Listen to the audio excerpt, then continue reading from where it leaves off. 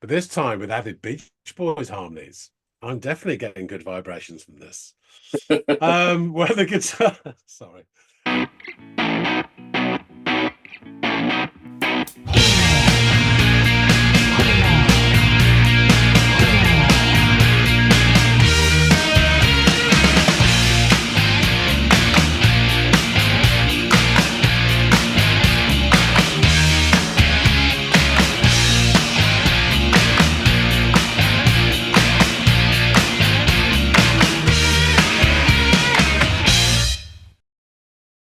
Hey, everybody, and welcome to another episode of the Audiophiles. My name's John. His name's Andy.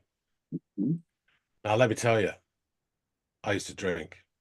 I used to smoke.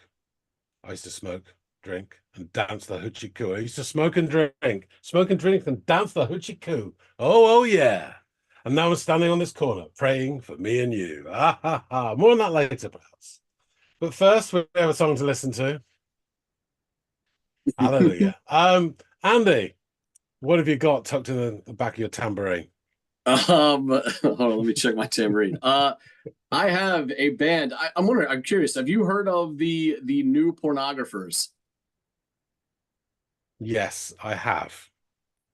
And I always get them confused with somebody else. I have got, let me get this right.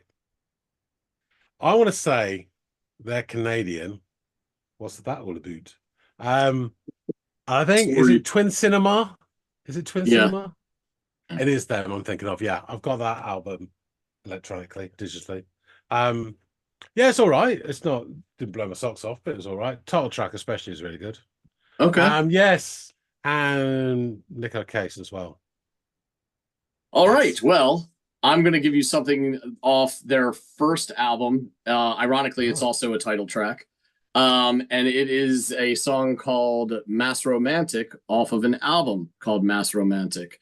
So I'd like to hear what you have to say about this one and this song in particular. And the only way you could do that is if you go off and give it a listen, my friend. Okay, well done.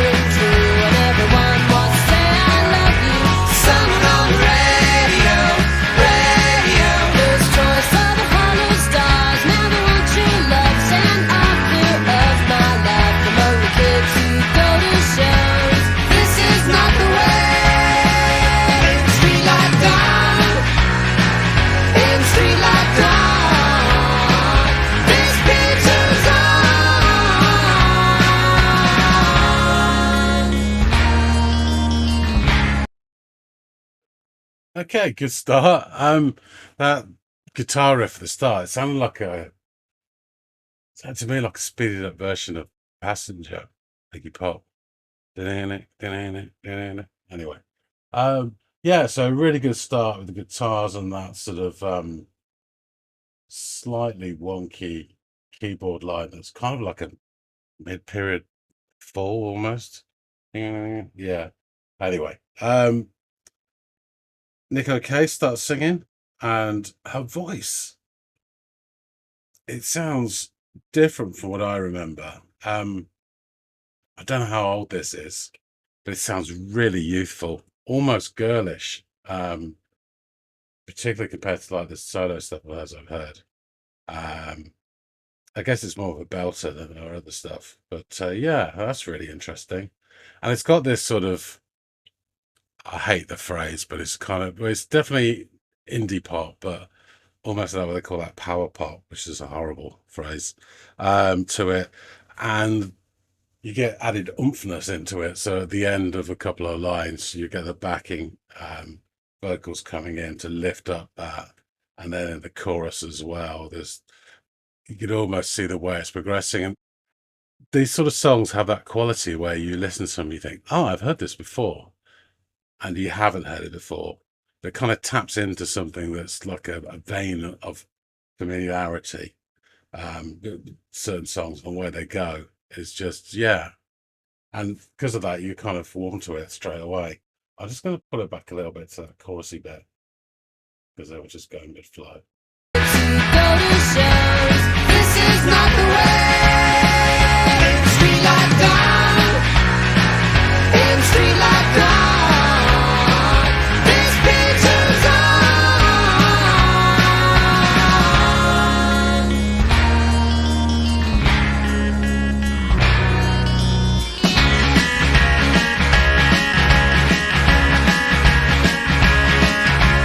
mass romantic fools separated by sheets when the curtain calls you, speaking on the themes of soul and virtue. Listen from the radio, radio. Now this romantic duel's into the streets. Bon appetit, you've eaten me alive. You realize this is not the way. In the street life gone. In the street life gone. This picture's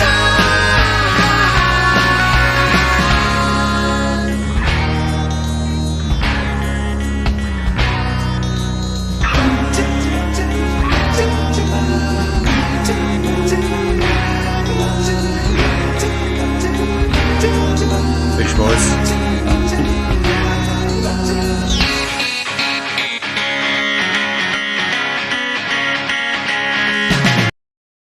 That little bit there, Stereo Lab, just reminds me early Stereo Lab. But yeah, it's cool. When it comes out of the chorus and slows down, I keep expecting guitar to go down. I don't know why, but it just kind of feels like that 60s break where the guitar sort of picks and then goes back into strumming. Yeah, it's really good, really catchy as well. Yeah.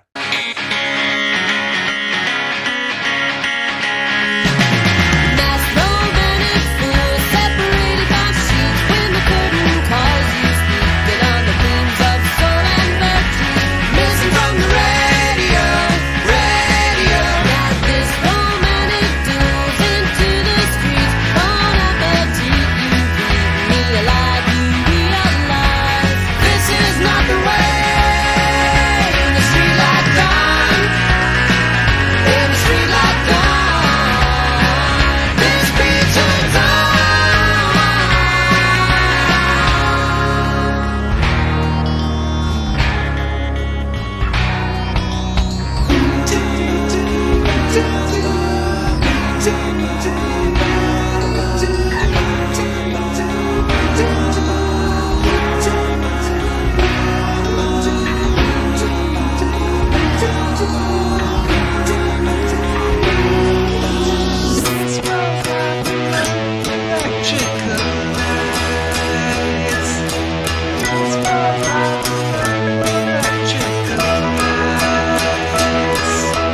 This boy's life among the electrical lights. This boy's life among the electrical lights. This boy's life among the electrical lights. This boy's life among the electrical lights. This boy's life among the electrical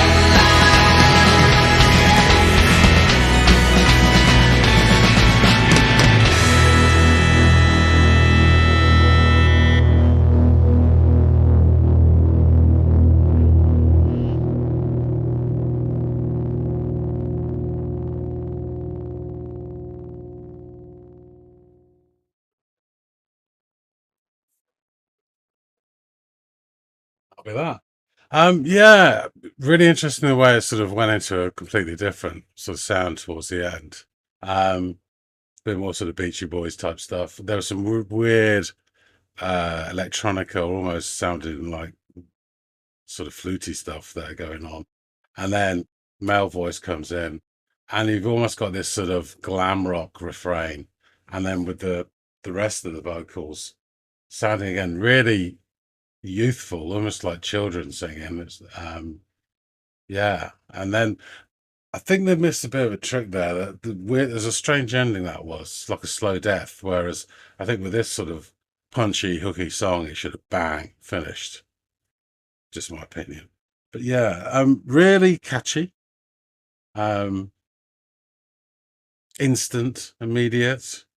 Um, really sort of really clean as well. Yeah, interesting. Um, just not quite what I remember from the new Pornographers. So let's go back and dig a bit more into it with Andy. All right, welcome back. So, what did you think of this new Pornographers track called Mass Romantic? Okay. Yeah, interesting. So starts with an old school counting, which I like. And then this boisterous groove. And interestingly, these strumming guitars, which just popped in my head straight away. I don't know why. But the strum pattern sounded like a speeded up version of Passenger by Iggy Pop. Which again is quite a common strum pattern, but that's the song that pinged into my head. And it's nothing like it, but it just, this was like almost like the same pattern. So a little tick in the head.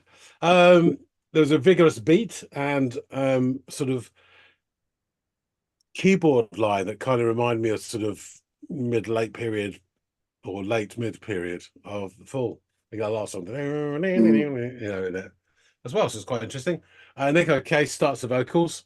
Now, I don't know where this was, but her voice is certainly very different on this to what I remember. I've got one of her solo albums as well, Middle Cyclone or something, which is more rootsy, folksy, country kind of vibe. And I think her voice is down half an octave as well. And it's more sort of really control. I guess it will be years after this because her voice in this has a real youthful, almost girlish quality to it, which makes it sound really young. I don't know if that's the case. It might have been the year before, it might have been 20 years before, but that's the impression I got. So the verse jogs along, and it does have that indie pop stroke. It's a horrible phrase, but we have to use it. Power pop, sort of quality. Everything is really hooky and sing along. And it's emphasized by like the backing vocals, lifting words at the end of phrases. You get this radio, like a giant yellow highlighter pen of fun. The nature of these kind of songs is that they are immediately catchy.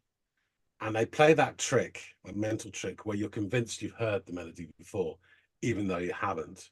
I think they must tap into some sort of subconscious blueprint or mining a vein of collective familiarity, because she's singing, because as she's singing, sorry, you kind of expect the progression of the melody. And subconsciously, again, you get some satisfaction from it when it does what you think it's going to do. So again, it's sort of ticking boxes in your head. So the four lines after, in particular, I'm again because it repeats itself, the song, but the four lines after radio, which she sings that bit, they progress really sweetly with her voice slightly dipping down before the group come back in. This is not the way. And again, this feels really immediate. And I seem to be only catching the group sung lyrics at this point because obviously many voices are a little bit clearer. She sings something about in a street like dawn, repeated a couple of times, and that seems to be the chorus bit. It's repeated, but the verses are repeated again as well. So, but I'm guessing it's that bit.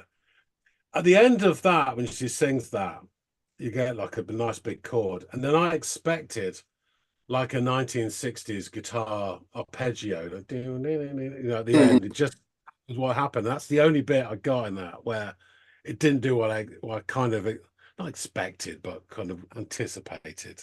But instead, we get these ponderous chords, and like it's what sounds like an earlier Nokia chittering synth ringtone before it bounces back with Tigger-like enthusiasm into the main rocky melody. And so we get another verse. I think it's probably the same as before because I've got radio, this is not the way. And then we've got Street Like Dawn again. There's more Nokia, but this time with added Beach Boys harmonies. I'm definitely getting good vibrations from this. When the guitar, sorry, when the guitar comes back in, there's a touch of, I feel a touch of like early Stereolab as well when it's riffing over the synth as well. You got that basic, almost analog-y sounding synth, and the guitar riffing does sound like a lot of sort of the early Stereolab. Again, more of the same lyrically, I think. Catchy chorus again, more Beach Boys, and then there's with this, there's a synth which at points it sounds almost like flutish. That sort of segues into this complete change of song. So now we get for the first time a solo male voice over a nice fat guitar and some ice cream band chimes, not green sleeves, but something similar. And then it's joined by the group vocals as well. And here again, they sound really young, almost like it's like a childish, like it's a child's choir or something. It's just a really young voice, not quite infants, but you know what I mean. Could be sort of teen something. And as you said, something like, so they sing something like "This boy's among electrical lights," or something like that, and it repeats and repeats and repeats, and the music rises in this sort of almost glam rock type refrain, before we get this slow death finish resonating out. And I think at the time I said I thought it was quite surprising when it finished, given the sort of nature of the song. I thought like a punchy bang ending would probably fit it better, but you know, they do what they do. That's why they get paid the big bucks, or not. This clearly wasn't the same as what I remembered from what I've heard of the new Pornographers. You said I think it's the first album. It does sound more youthful, really immediate, very, very catchy, punchy little number, and I liked it. I really enjoyed listening to it. Awesome, man. I'm glad you did. I wanted to ask you, because I heard this first, and then years later I would hear another song, one that we've done on this channel, and there was kind of aspects of it that reminded me of one another. But do you remember the Hush Sound Medicine Man? Oh, And yeah. like the female vocals and the sort of childlike, like you said, youthful delivery of the lyrics kind of reminded me of this as well. So that's kind of my connection point. The first time I heard that song was thinking of this song. So I wanted to bring this to the table and see if maybe you correlated that or heard all the other great stuff you did when you were listening to it, because I loved this song and this album. Yeah, the new Pornographers. They are a Canadian indie rock band, as you said. Sorry, cat's out of the bag. And they formed in 1997 in Vancouver.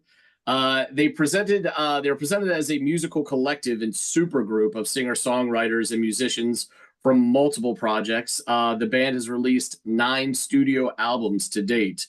The current lineup consists of the aforementioned Nico Case on vocals. She's been with the band 97 to present. John Collins, bass, 97 to present. Carl Newman, vocals and guitar, 97 to present. Todd Fancy, lead guitar, backing vocals, 2003 to present. Catherine Calder, keyboards, backing vocals, guitar, 2005 to present. And Joe Saders on drums and backing vocals, 2014 to present. However, the lineup for this debut album, Mass Romantic, the band consisted of Dan Bijar, vocals, multi-instruments, Korg synthesizer, pipe, organ, Wurlitzer, Nico Case, vocals, Davidian Chorley on saxophone on tracks 8 and 11, John Collins, bass, Kurt Dahl, drums, vocals, Carl Newman, vocals, chord synthesizer, pipe, organ, Wurlitzer, Fisher Rose on drums, and Blaine Thurrier on keyboards. So the new Pornographer's name was actually chosen by Carl Newman, who said that he came up with it after watching a Japanese film called The Pornographers. I guess he felt it needed an updating. The new Pornographers' first 4 albums, each placed in the top 40 on the Village Voices Paz and Jop year-end poll of hundreds of music reviewers. From 2000 to 2006, either a new Pornographers album or a solo album by one of the band's members ranked in the top 40 of the list each year. Mass Romantic was recorded over the course of 3 years, and it was released on November 21st, 2000. The band received critical acclaim for their use of multiple vocalists and songwriters, as well as for elements of power pop, which you mentioned, incorporated into their music. It received a score of 87 on Metacritic, which is pretty outstanding when you think about it, because that's the one that pulls all these disparate reviews in. To get that many people to come to like that sort of a at least close to a consensus agreement on the quality of the album is pretty amazing. Pitchfork has described the album sound as, there we are, peppy, gleeful, headstrong guitar pop, while Stereogum has retrospectively praised the band's debut album, Mass Romantic, as one of the greatest and most immediate power pop albums ever rendered. Tim DiGravina of AllMusic called Mass Romantic an album that displays a decidedly power pop form of indie rock. He also noted a comparison per individual song with The Beatles, The Mary Martin Show, David Bowie, The Slow Descent into Alcoholism, T-Rex, Mystery Hours, and Todd Rundgren, The Fake Headline. So all these songs they wrote have sort of taken from those aforementioned artists' sort of sound.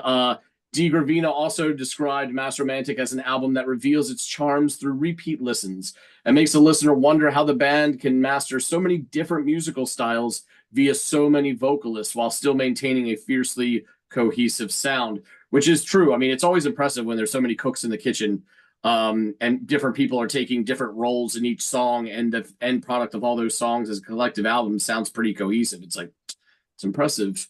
It speaks to how well they are getting on the same page and knowing each other and their songwriting styles. Jim Calaguiri of the Austin Chronicle noted they borrow from Cheap Trick, the Beach Boys, Big Star, Roxy Music, Buzzcocks, and Robin Hitchcock, and that Mass Romantic is the type of album nobody makes anymore. It's an intricate and brightly colored gem filled with sing-along melodies and sounds that shouldn't work together yet do. Laura Morgan of Entertainment Weekly called it an insanely contagious concoction of new wave, Cheap Trick, and garage glam pandemonium, a perfect pop album. Douglas Wolk of Rolling Stone described Mass Romantic as a striking power pop album, 40 staggeringly catchy minutes of 4-part harmonies and wall of sound production exploding with energy and joy, while the alternative press called the album a masterful reproduction of underground power, complete with cheesy synths and slashing guitar leads. The album charted in several of the best of the year lists from various critics. Pitchfork rated it the 9th best album of 2001, stating, energetic, smooth, and masterfully executed, Mass Romantic is the catchiest thing to come out in ages. The site later placed Mass Romantic at number 91 of their list of the top 200 albums of the 2000. Magnet Magazine included the album in the 20 best albums of 2001, and in December of 2007, Blender listed Mass Romantic as the 24th best indie rock album of all time.